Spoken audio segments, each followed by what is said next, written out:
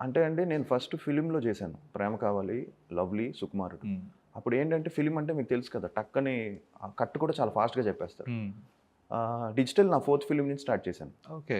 So first 3 films ఫిలింలో చేశాను. 'సుకుమారుడా'? 'సుకుమారుడు' కూడా ఫిలిమే. 'సుకుమారుడు' ఫిల్మే. ఓకే. తర్వాత 'ప్యార్ మే పడిపోయాను' ఒక సినిమా చేశాను. ఆహాహా! అది డిజిటల్ అనుకుంటా. దాని తర్వాత 'రఫ్' అవి డిజిటల్‌లో చేశాం. ఓకే. ఫిలింలో ఏంటంటే అండి మీరు షాట్ అయిన వెంటనే గానీ ఎక్కువ టేకులు తీసుకుంటే ఆ రీల్ అది ప్లే అవుతూ ఉంటుంది. గర్రని సౌండ్ వస్తూ ఉంటుంది. రీల్ ప్లే చేసిన వెంటనే. మన హార్ట్ బీట్ పెరుగుతా ఉంటది. ఎందుకంటే ఫిలిం వేస్ట్ అంటే ఒక ఫిలిం ఈస్ ఎక్స్‌పెన్సివ్. సో టక్కని కట్ కూడా చెప్తారు. ఆహా! ఆ ఎరా చూశాను. అక్కడి నుంచి డిజిటల్ ఎరాకి వచ్చేసరికి డిజిటల్‌లో ఏంటంటే నంబర్ ఆఫ్ టేక్స్ ఒక సాటిస్ఫై కాకపోతే నంబర్ ఆఫ్ షాట్స్ తీసుకోవచ్చు. ఎందుకంటే ఇట్స్ చిప్. సో చిప్‌లో పెట్టేసుకుంటారు. ఎన్ని టేక్‌లైనా చేసుకోవచ్చు. ఎంత చేసుకోవచ్చు.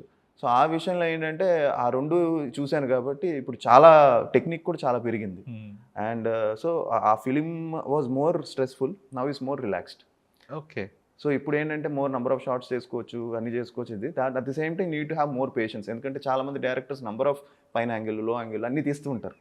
సో ఇంకా చాలామంది ఆర్టిస్టులు పెద్ద పెద్ద ఆర్టిస్టులతో నేను వర్క్ చేశాను కదా! వాళ్ళందరూ కూడా అబ్బా! ఆ టైమే బాగుండేది.